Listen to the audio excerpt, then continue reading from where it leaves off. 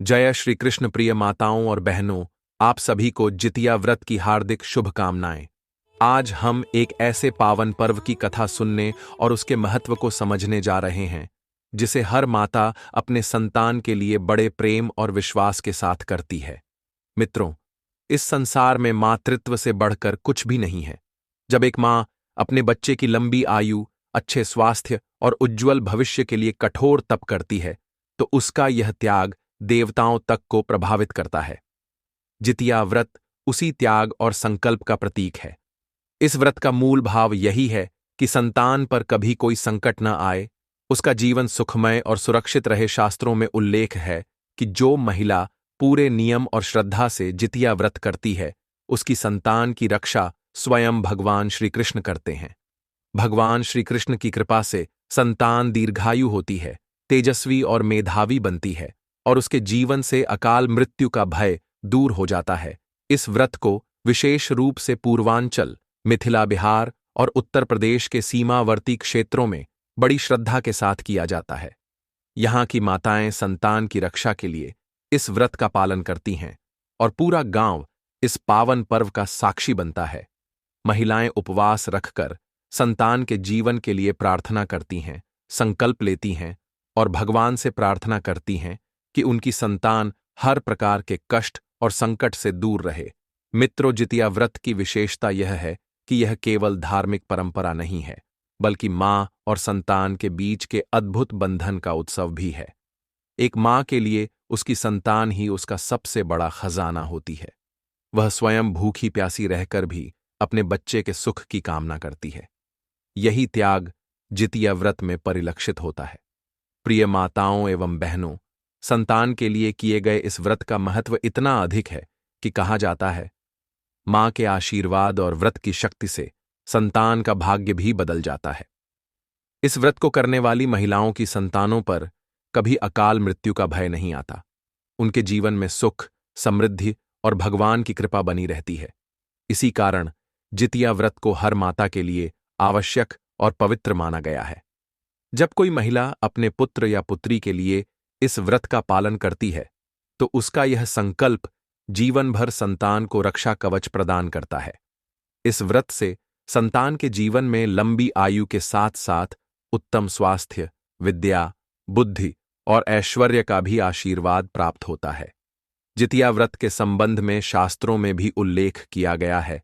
हिंदू धर्म की एक महान पौराणिक कथा के अनुसार, महाभारत का युद्ध जब अपने चरम पर था, तब हर ओर रक्तपात और विनाश का दृश्य देखने को मिल रहा था। पांडव और कौरव दोनों ही पक्षों में वीर योद्धा अपने प्राणों की आहुति दे रहे थे।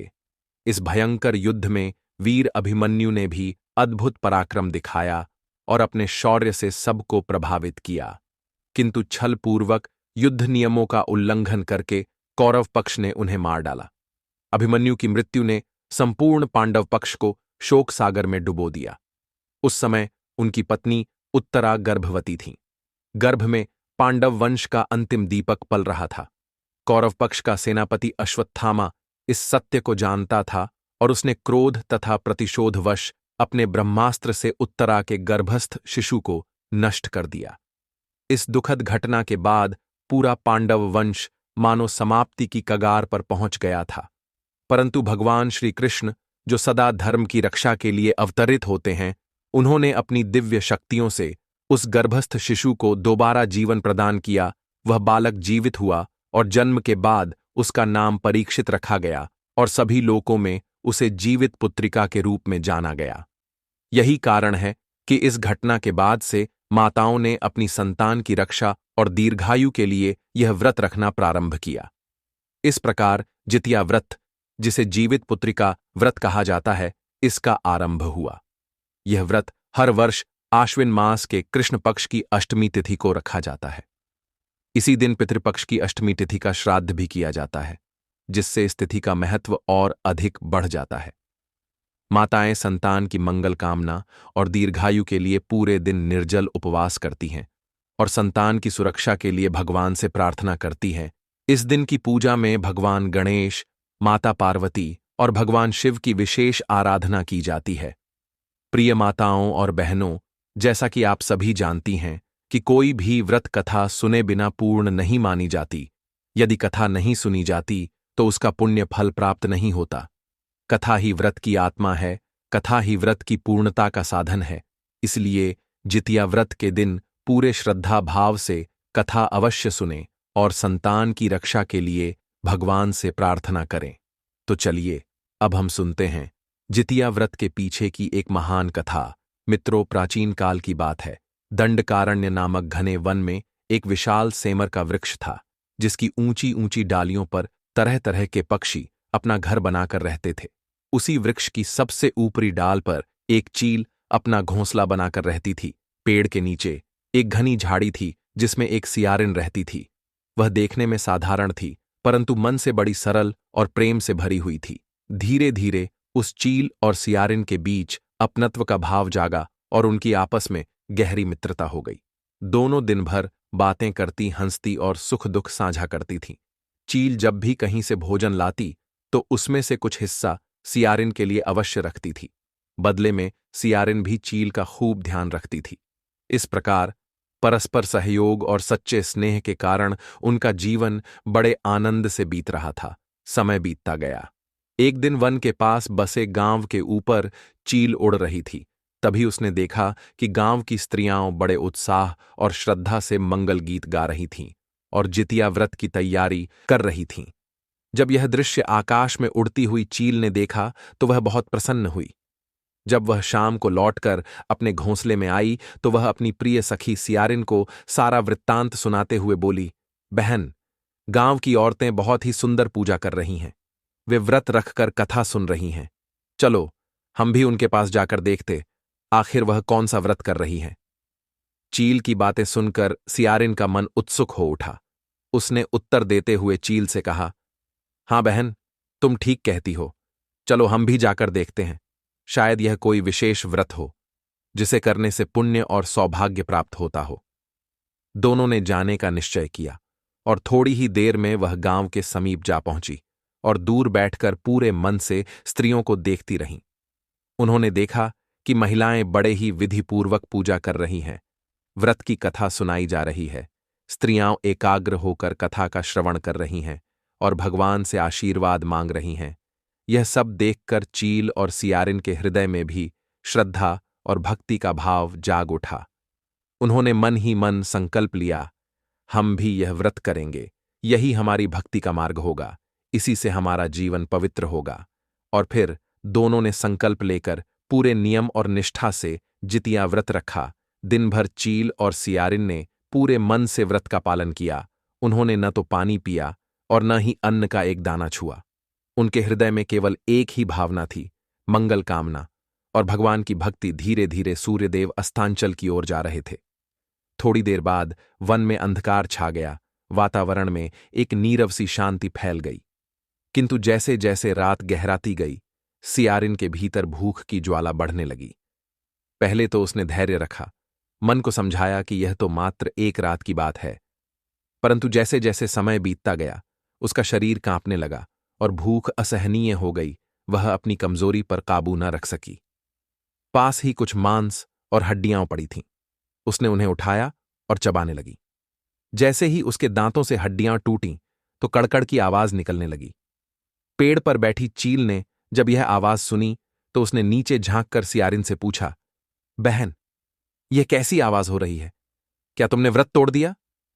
चील के पूछने पर सियारिन घबरा गई। उसने तुरंत झूठ बोलते हुए कहा, नहीं बहन, यह तो भूख के कारण मेरे पेट में गुड़गुड़ाहट हो रही है। परंतु चील तो बुद्धिमान थी। उसकी तेज आंखों ने सब देख लिया था। उसने कठोरता से कहा, सियारिन, सच क्यों नहीं बताती? मैं साफ देख रही हूं कि तुम हड्डियां चबा रही हो। जब तुमसे व्रत निभाया ही नहीं गया तो संकल्प क्यों लिया? याद रखो, व्रत का अर्थ केवल भूखे रहना नहीं है, बल्कि धैर्य, आस्था और आत्मसंयम रखना है।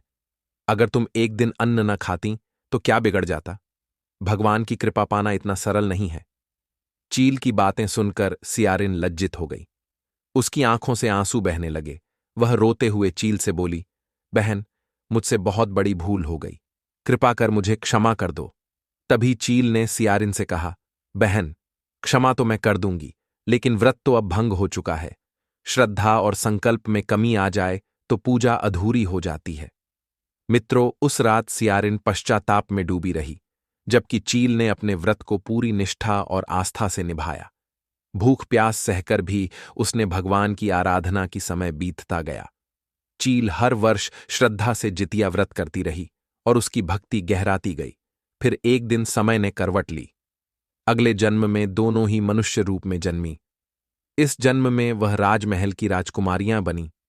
सियारिन बड़ी बहन के रूप में और चील छोटी बहन के रूप में अवतरित हुई। समय के साथ जब वे विवाह योग्य हुईं तो बड़ी बहन यानी सियारिन की शादी एक राजकुमार से कर दी गई और छोटी बहन, जो चील का जन्म थी, उसका विवाह राज्य के मंत्री पुत्र के साथ हो गई।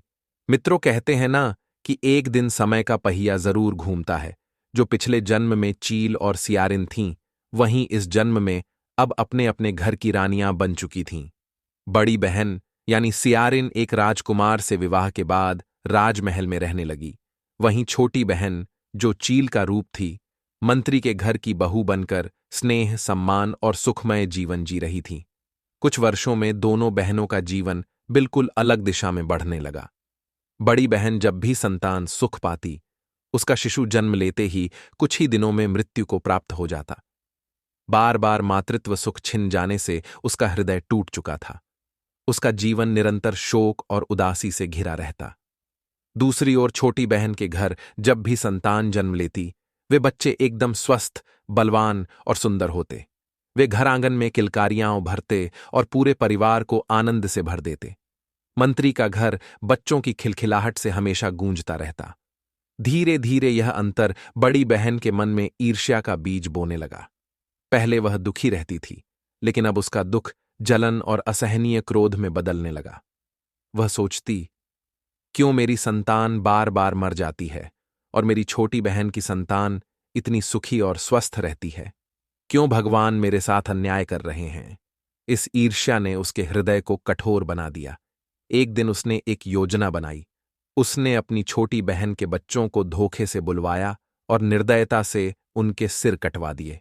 उन मासूम बच्चों के सिरों को एक डिब्बे में बंद कर वह गर्व और संतोष का अनुभव करने लगी और मन ही मन में सोचने लगी, अब मेरी छोटी बहन भी उसी दुख का अनुभव करेगी जो मैं सालों से झेल रही हूं।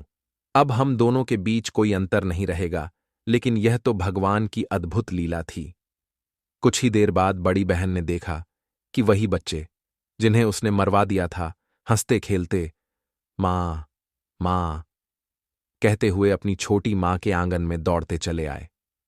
उनके चेहरे पर मासूम मुस्कान थी और वे बिल्कुल स्वस्थ थे। यह दृश्य देखकर बड़ी बहन की आंखें फटी रह गईं।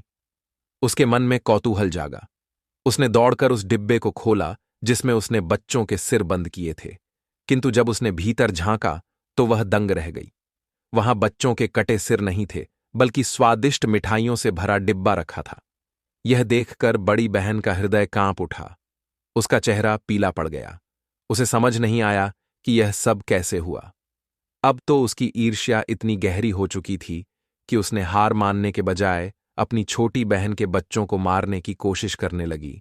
कभी उसने उनके खाने में जहर रखने का प्रयास किया, कभी कुएं में धक्का देने की कोशिश की। यहां तक कि उसने अपनी छोटी बहन के पति, मंत्री के पुत्र, को नुकसान पहुंचाने की योजना बनाई। परंतु हर बार भगवान की कृपा और व्रत का फल छोटी बहन को बचा लेता। बड़ी बहन की सारी चालें विफल होती रहीं। समय बीतता गया। वह इस तरह की कोशिश करते करते हार चुकी थी। एक दिन उसने देखा कि उसकी छोटी बहन सज धज कर पूजा की थाली लेकर कहीं जा रही थी, तो उसने पूछा, बहन, तुम कहाँ जा रही हो? तभी उसकी छोटी बहन ने उत्तर दिया, बहन, आज मेरा जितिया का व्रत है। अपनी छोटी बहन की बात को सुनकर उसकी बड़ी बहन बोली कि यह व्रत तुम क्यों रखती हो? इस व्रत को रखने से कौन सा फल मिलता है? तब वह बोली, बहन, इस व्रत को करने से निसंतान को संतान की प्राप्ति होती है और जिनको संतान है उन्हें आरोग्य जीवन और लंबी उम्र का आशीर्वाद मिलता है। भगवान श्री कृष्ण उनके बच्चों की रक्षा करते हैं। इस तरह व्रत का महत्व बताते हुए वह अपनी बड़ी बहन से बोली कि बहन, मैं तो कहती हूं कि तुम भी जितिया व्रत करो, तुम्हारी गोद अवश्य भर जाएगी। अपनी छोटी बहन के मुख से ऐसी बात सुनकर बड़ी बहन को अपनी भूल का आभास हो गया कि मेरी छोटी बहन मेरी सुनी गोद की परवाह करती है। मैं उसी की गोद को उजाड़ने पर तुली हूं। वह हाथ जोड़कर रोकर अपनी बहन से माफी मांगने लगी। अब उसकी छोटी बहन ने उसे माफ कर दिया और उसे अपने साथ पूजा करने के लिए ले गई और वहां जाकर जितिया व्रत की विधि विधान से पूजा की और व्रत रखवाया। व्रत कथा सुनी। व्रत के प्रभाव से रानी ने 9वें महीने में बहुत ही सुंदर पुत्र को जन्म दिया। फिर दोनों बहनें हंसी खुशी रहने लगीं और हर साल जितिया व्रत रखने लगी। मित्रों, चलो अब सुनते हैं जितिया व्रत की दूसरी कथा। यह कथा अत्यंत ही सुंदर और दिव्य है। इस कथा को प्रत्येक स्त्री को अवश्य सुनना चाहिए। जो भी स्त्री इस कथा का श्रवण करती है उसे पुत्र रत्न की प्राप्ति होती है। तो चलिए विलंब न करते हुए कथा प्रारंभ करते हैं। एक समय की बात है। विघ्नहर्ता गणपति बप्पा एक गांव से होकर जा रहे थे। तभी उन्हें मार्ग में एक सेठ का सुनहरा सा खेत दिखाई दिया। उस खेत में लहलहाती हुई फसल खड़ी थी और अनाज के दाने भरपूर मात्रा में चमक रहे थे। गणेश जी महाराज ने देखा तो उनके मन में विचार आया, थोड़ा सा अनाज ले लूं। उन्होंने खेत से 12 दाने तोड़ लिए, लेकिन दाने हाथ में आते ही उनके हृदय में ग्लानि भर गई। उन्हें याद आया, अरे ये क्या हो गया? मैंने तो सेठ जी के खेत से चोरी कर ली। मैं तो सबको धर्म का मार्ग दिखाता हूं, किंतु आज मैंने स्वयं चोरी की। आखिर मुझसे यह भूल कैसे हो गई? यह सोचकर गणपति जी का हृदय व्याकुल हो उठा। वे मन ही मन सोचने लगे, अब क्या करूं? इस पाप का प्रायश्चित कैसे करूं? अंततः उनके मन में विचार आया कि इसका प्रायश्चित तो यही है कि मैं स्वयं उस सेठ के घर 12 वर्ष नौकरी कर लूं। तभी जाकर मेरा अपराध कम होगा और इस भूल का दोष मिटेगा। यह सोचकर गणेश जी ने अपना दिव्य रूप बदल लिया और एक छोटे से बालक का रूप धारण कर लिया।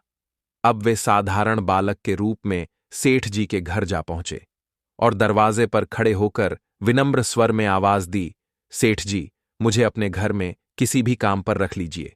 मैं तन मन से आपकी सेवा करूंगा। सेठ जी उस समय वास्तव में एक छोटे से नौकर की तलाश में थे। उन्होंने देखा कि यह बालक सीधा सादा और सेवा भाव से पूर्ण है। यह देखकर सेठ जी मन ही मन प्रसन्न हुए और गणेश जी से बोले, ठीक है बेटा, आज से तुम हमारे घर पर रहोगे।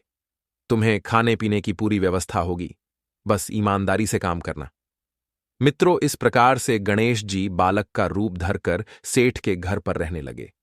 वे दिन रात पूरे मन से कार्य करते और हर काम में तत्पर रहते। सेठ और सेठानी दोनों ही उस बालक की सेवा निष्ठा को देखकर बहुत प्रसन्न रहते थे। लेकिन एक दिन कुछ ऐसा घटित हुआ जिससे घर का वातावरण बदल गया। हुआ यूं कि सेठानी जी रसोई के काम से निवृत्त होकर राख से अपने हाथ धो रही थीं। तभी बालक रूपी गणेश जी ने वहां पहुंचकर सेठानी का हाथ पकड़ लिया और बोले, मां, राख से हाथ मत धोइए, इससे हाथ खराब हो जाएंगे। मिट्टी से धोइए, इससे शुद्धता भी बनी रहेगी और हाथ कोमल भी रहेंगे। इतना कहकर उन्होंने सेठानी जी का हाथ पकड़कर मिट्टी से धुलवा दिया।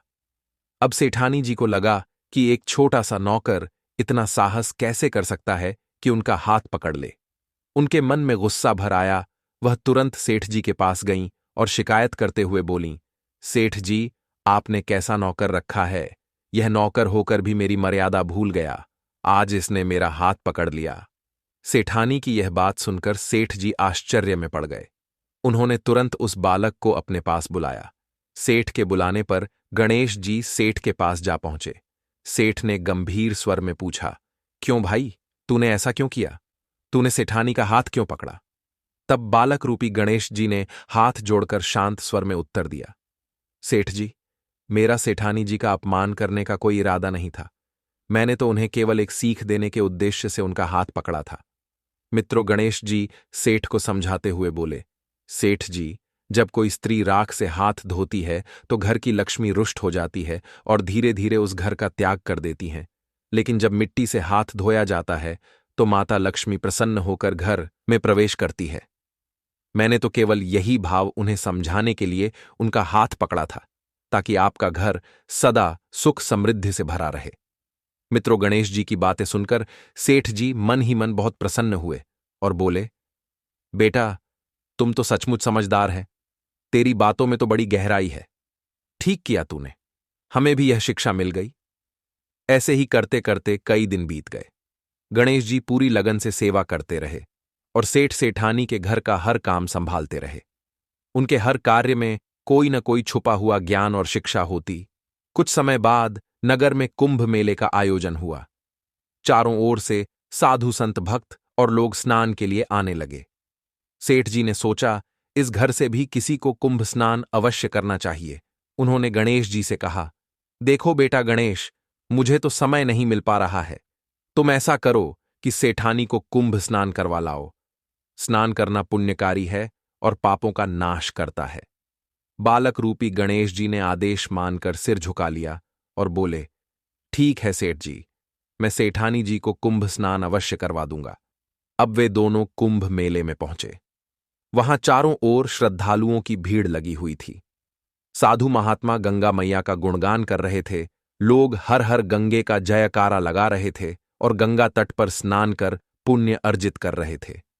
सेठानी जी किनारे पर बैठ गईं और बहुत ही संकोच से थोड़ा थोड़ा पानी लेकर अपने ऊपर छिड़कने लगीं। वे सोच रही थीं कि भीड़ भाड़ में आगे जाकर डुबकी लगाना उचित नहीं है, किंतु गणेश जी ने देखा और मुस्कुराते हुए सेठानी से बोले, मां जी, केवल ऊपर से पानी छिड़कने से स्नान पूर्ण नहीं होता। गंगा मैया की गोद में जाकर पूरे तन मन से डुबकी लगाना ही वास्तविक कुंभ स्नान है। इससे पापों का नाश होता है और जन्म जन्मांतर के बंधन भी मिट जाते हैं। इतना कहकर उन्होंने सेठानी का हाथ पकड़कर धीरे धीरे उन्हें गहरे जल की ओर ले गए और गंगा मैया में आस्था से डुबकी लगवाई। सेठानी ने कई बार गंगा जल में स्नान किया और गणेश जी उन्हें सुरक्षित वापस किनारे पर ले आए, लेकिन घर लौटने पर सेठानी के मन में संकोच और ग्लानि उत्पन्न हो गई। उन्होंने सेठ जी से शिकायत करते हुए कहा, सेठ जी, आज तो गणेश ने मेरी इज्जत ही नहीं रखी। वहां इतने सारे लोग थे, सबके बीच इसने मेरा हाथ पकड़कर मुझे गहरे पानी में घसीटा और कई बार डुबकी लगवाई। ये सुनकर सेठ जी के मन में फिर शंका उत्पन्न हुई। उन्होंने तुरंत गणेश जी को अपने पास बुलवाया। जब गणेश जी उनके सामने आए तो सेठ जी ने कठोर स्वर में कहा, गणेश, तुमने ऐसा क्यों किया? तुमने अपनी सेठानी को पानी में डुबकी क्यों लगवाई? तब बालक रूपी गणेश जी ने बड़ी ही सहजता और गंभीरता से सेठ जी से कहा, सेठ जी, सेठानी जी ठहरे हुए पानी के किनारे पर बैठकर स्नान कर रही थीं। ऐसा स्नान किसी भी दृष्टि से शुद्ध नहीं होता, इसलिए मैंने उन्हें आगे ले जाकर निर्मल, स्वच्छ और पवित्र जल में डुबकी लगवाई। यही कारण है कि मैंने उनका हाथ पकड़कर उन्हें आगे खींचा। ऐसा करने से उनके सारे पाप धुल जाएंगे और अगले जन्म में उन्हें बड़े राज्यपाट और वैभव का सुख प्राप्त होगा। गणेश जी की बात सुनकर सेठ जी गहरी से सोच में पड़ गए। उन्हें लगा कि यह बालक साधारण नहीं है, बल्कि इसकी बातों में कोई गहन सच्चाई छुपी हुई है। सेठ जी ने मन ही मन में माना कि गणेश सच ही तो कह रहा है, इसलिए उन्होंने उस समय बालक को कुछ भी उल्टा सीधा नहीं कहा, चुपचाप अपने काम में लग गए। समय बीतता गया। कुछ दिन बाद सेठ जी के घर में एक बड़ा धार्मिक अनुष्ठान हुआ। घर में पूजा पाठ का वातावरण था। वेद मंत्रों की ध्वनि गूंज रही थी। सेठ जी हवन पर बैठे थे और विधिवत आहुति दे रहे थे। तभी उन्होंने बालक रूपी गणेश जी को आवाज लगाई और कहा, जाओ, अंदर जाकर सेठानी को बुलाकर लाओ। हवन का समय निकल रहा है, वह भी आकर आहुति दे दे। आज्ञाकारी भाव से गणेश जी तुरंत अंदर गए। सेठानी उस समय तैयार हो रही थीं। उन्होंने काली चुनरी ओढ़ रखी थी और उसी रूप में गणेश जी के साथ चलने लगीं। लेकिन जैसे ही गणेश जी ने देखा कि सेठानी ने काली चुनरी पहन रखी है, वे ठहर गए। बालक स्वरूप गणेश जी ने गंभीर भाव से सेठानी से कहा, मां, यह काली चुनरी शुभ नहीं है। आज का दिन पवित्र है। घर में देवताओं का आह्वान हुआ है। ऐसे पावन अवसर पर लाल रंग की चुनरी ही मंगलकारी होती है। लाल चुनरी सौभाग्य, शक्ति और समृद्धि का प्रतीक है। इसलिए आप यह काली चुनरी उतारकर लाल चुनरी धारण कर लीजिए। इतना कहकर गणेश जी ने झट से वह काली चुनरी उतार दी और उसे एक ओर रख दिया। यह देखकर सेठानी चौंक उठी। उन्हें यह बात बहुत बुरी लगी। उनके मन में यह विचार आया कि यह छोटा सा नौकर बार बार मेरी मर्यादा में हस्तक्षेप करता है। गुस्से और रोष में भरी सेठानी बोली, अब तो इस बालक ने हद ही कर दी। मेरी चुनरी छीन ली। मैं इस तरह इसके साथ नहीं जाऊंगी। इतना कहकर सेठानी क्रोधित होकर वहीं अपने कक्ष में लेट गईं और बाहर जाने से इनकार कर दिया। उधर हवन पर बैठे सेठ जी बड़ी देर तक सेठानी का इंतजार करते रहे। मंत्रोच्चारण चल रहा था, आहुति का समय निकल रहा था, किंतु सेठानी का कहीं पता नहीं था। काफी देर तक प्रतीक्षा करने के बाद सेठ जी स्वयं उठकर घर के भीतर गए। जैसे ही वे अंदर पहुंचे तो उन्होंने देखा कि सेठानी अपने बिस्तर पर लेटी हुई थीं। सेठ जी के अंदर आते ही सेठानी हड़बड़ाकर उठ खड़ी हुई। सेठ जी ने गंभीर स्वर में पूछा, क्या बात है, तुम बाहर क्यों नहीं आई? इतने पवित्र अवसर पर आहुति देने से कैसे रुक गईं? तुम यहां सो क्यों रही थीं? सेठ की बात सुनकर सेठानी ने नाराजगी भरे स्वर में उत्तर दिया, आज तो इस बालक ने सीमा ही पार कर दी। इसने मेरी चुनरी मुझसे छीन ली।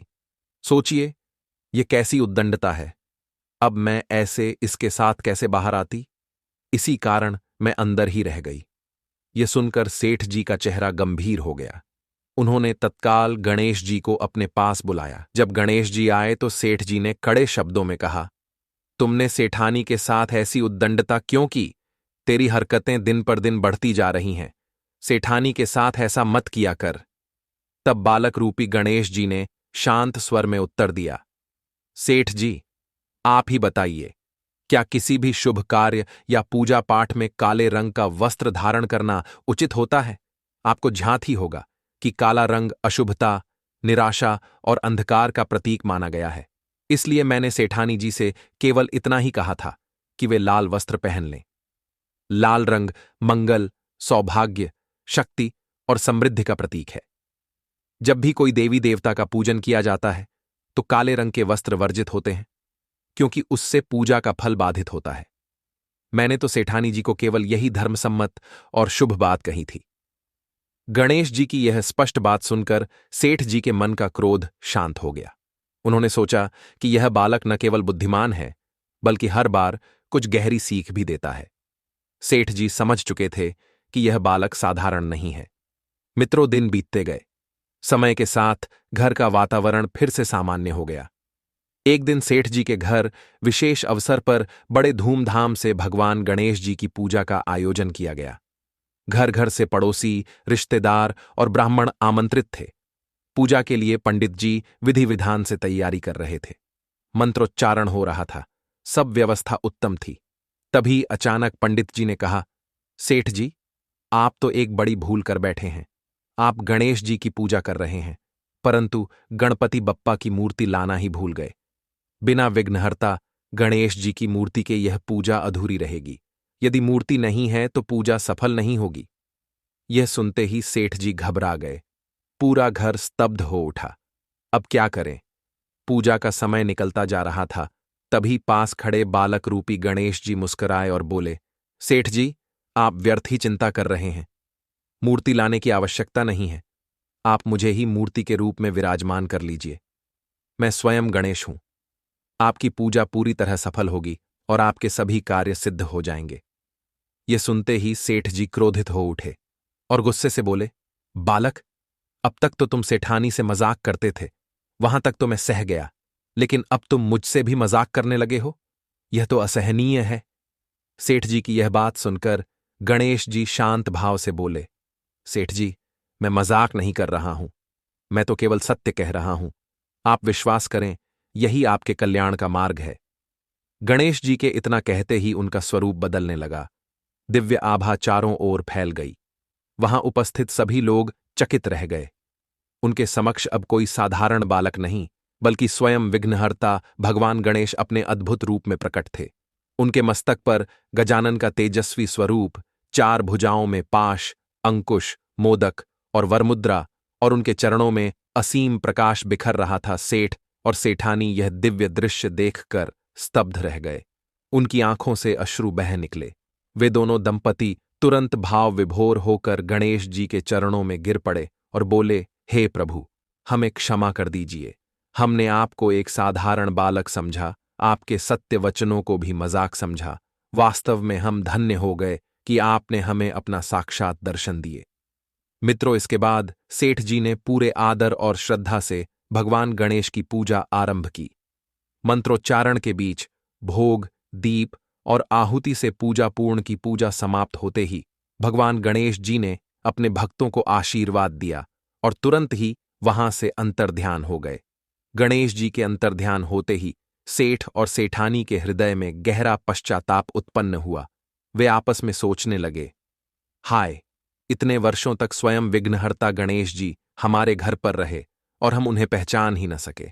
हमने उन्हें एक साधारण बालक समझकर उनसे तरह तरह के काम करवाए, कभी डांट लगाई, कभी उलाहना दिया और कभी उनकी नसीहतों को भी मजाक समझ लिया। यह हमारा कितना बड़ा दुर्भाग्य है कि ईश्वर हमारे द्वार पर थे और हम उनकी महिमा को जान ही नहीं पाए। यह सब सोचकर सेठ जी इतना दुखी हो गए कि उनकी आंखों से आंसू बहने लगे। वे बार बार यही सोचते, कैसा महान अवसर हमने खो दिया। प्रभु ने हमारे घर रहकर हमें अनेकों बार शिक्षा दी, फिर भी हम उनके वास्तविक स्वरूप को न पहचान सके। ऐसी ही वेदना में डूबे सेठ जी उसी रात गहरी नींद में सो गए। तभी उनके सपने में स्वयं भगवान गणेश जी प्रकट हुए। उनके मुख पर मधुर मुस्कान थी और दिव्य प्रकाश से पूरा सपना आलोकित हो उठा।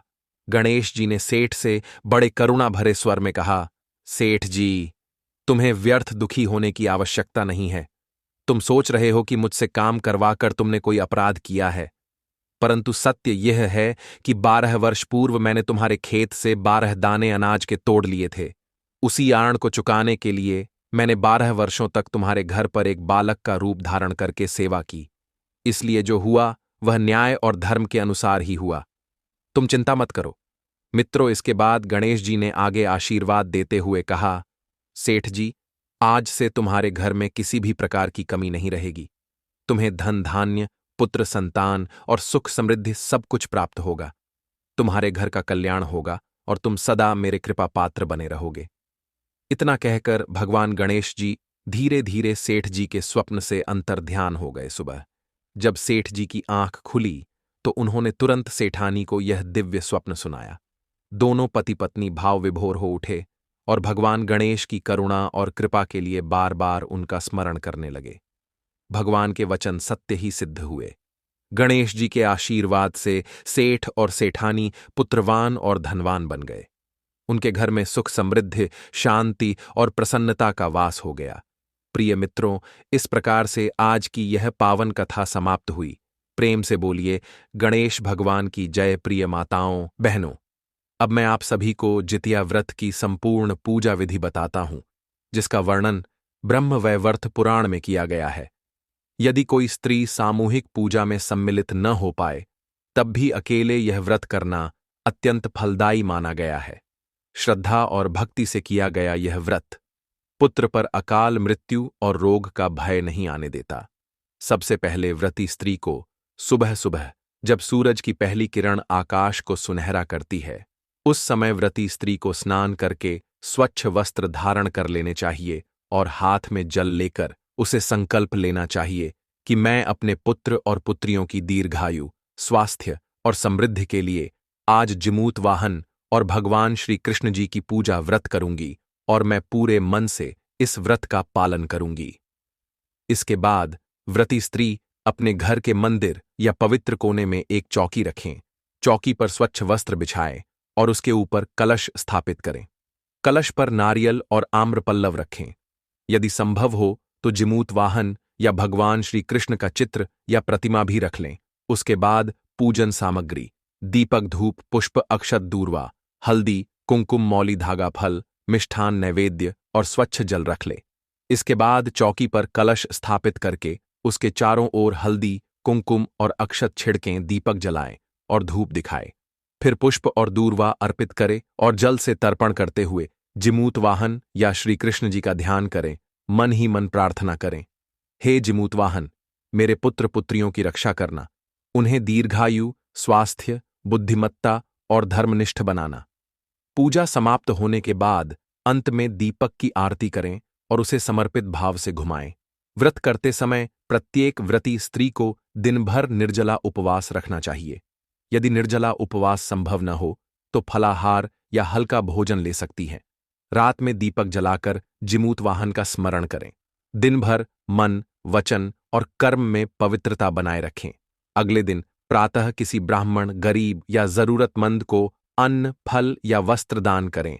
फिर स्वयं सात्विक भोजन करके व्रत का पारण करें। जो स्त्री यह व्रत श्रद्धा और भक्ति से अकेले करती है, उसके पुत्र पुत्रियां स्वस्थ, दीर्घायु और तेजस्वी रहते हैं। परिवार में शांति, सुख और समृद्धि आती है। सभी पितृदोष समाप्त होते हैं और पुत्र संकटों से सुरक्षित रहते हैं। यह व्रत मातृत्व की श्रद्धा और पुत्र के प्रति प्रेम का प्रतीक है। प्रिय माताओं, बहनों, इस प्रकार से आज का यह ज्ञानवर्धक प्रसंग समाप्त हुआ। आशा करते हैं कि आपको हमारे द्वारा सुनाई गई कथा पसंद आई होगी। अगर आपको वीडियो पसंद आया हो तो जय श्री कृष्ण अवश्य लिखें। प्रिय मित्रों, आपका इस वीडियो को अंत तक देखने के लिए बहुत बहुत धन्यवाद।